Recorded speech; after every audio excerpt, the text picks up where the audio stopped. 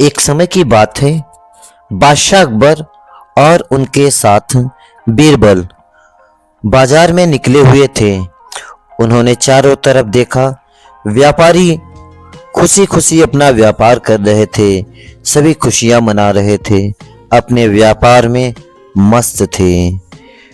चारों तरफ घूमने के बाद बादशाह अकबर और महाराज बीरबल दोनों एक साथ बाजार के हर कोने, हर चहल पहल को देख रहे थे।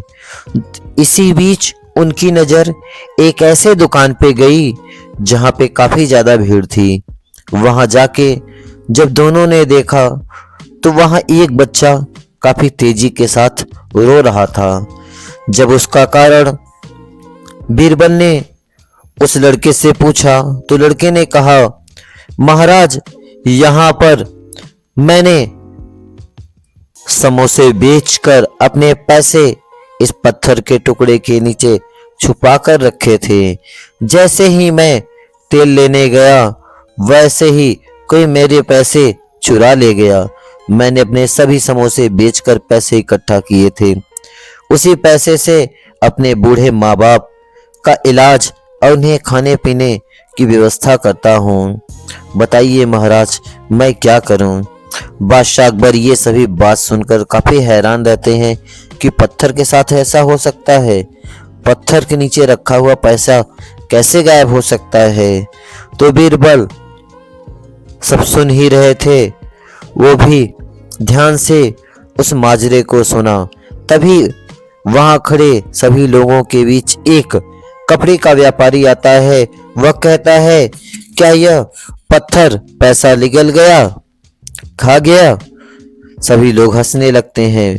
बीरबल को उसके ऊपर शक हुआ और उस भरी भीड़ में कुछ न कह के वह कहते हैं, हाँ, यही पत्थर पैसा खा गया।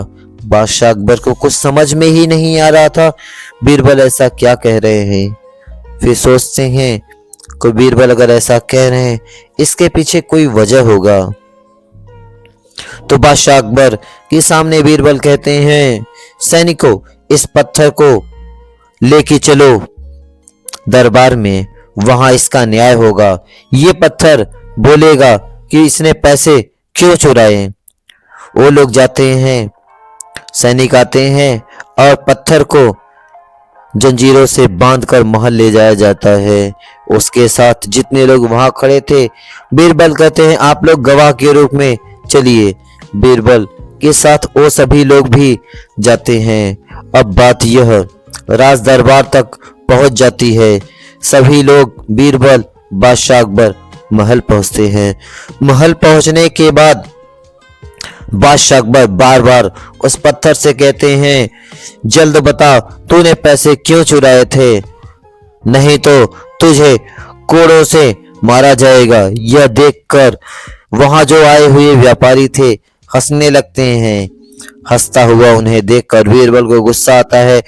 कहते हैं, राज दरबार में किसी कैदी को सजा दी जा रही हो, वहां पे हंसना भी एक गुनाह है। अब आप लोगों को भी कारागृह में डाल दिया जाएगा। सभी लोग हाथ जोड़ के बीरबल से माफी मांगने लगते हैं। इसी बीच बीरबल कहते हैं, चलिए, मैंने आप सभी को माफ किया, लेकिन इस जुल्म के लिए आप सभी को 20-20 सिक्के जुर्माने के तौर पे देने होंगे। सभी लोग डर के मारे कारागृह में न जाने की वजह से सिक्के निकाल के देने लगते हैं। तभी बीरबल कहते हैं, सैनिकों, एक पानी का पात्र लाया जाए और उसमें सभी लोग अपने सिक्के डालेंगे। एक एक करके जितने व्यापारी थे 20-20 सिक्के डालने लगे। सभी व्यापारी डाल रहे थे। बीरबल की नजर उस पात्र पे थी। जब कपड़े का व्यापारी आता है, उसमें अपने सिक्के डालता है तो देखते हैं कि उसमें तेल की जो चिकनाहट है धीरे धीरे ऊपर आने लगता है। बीरबल का शक पूर्ण रूप से सही हो जाता है और तुरंत उसको सैनिक लोग पकड़ लेते हैं। वो कहता है कि महाराज, मैंने कोई चोरी नहीं की है। तो बादशाह अकबर और बीरबल कहते हैं कि ठीक है, तुम तो कपड़े के व्यापारी ठहरे, लेकिन तुम्हारे सिक्के में तेल कैसे लगा? वह हाँ ना करने लगा, लेकिन बीरबल और बादशाह अकबर ने कुछ न सुना। उन्होंने कहा, जब यह समोसे वाला अपना तेल बेचता है, हर काम में तेल इस्तेमाल करता है, उसके हाथ में तेल लगे होने के कारण जितने भी उसके ग्राहक आते हैं पैसे देते हैं और वो पैसा रखता है और उसमें तेल लग जाते हैं, जिसकी वजह से वह तेल में भीगने होने की वजह से वह चिकना हो गया। इसी कारण से इसमें तेल लगा है। सभी व्यापारियों के सिक्के में तेल नहीं लगे थे, केवल तुम्हारे, तो तुमने चोरी की थी।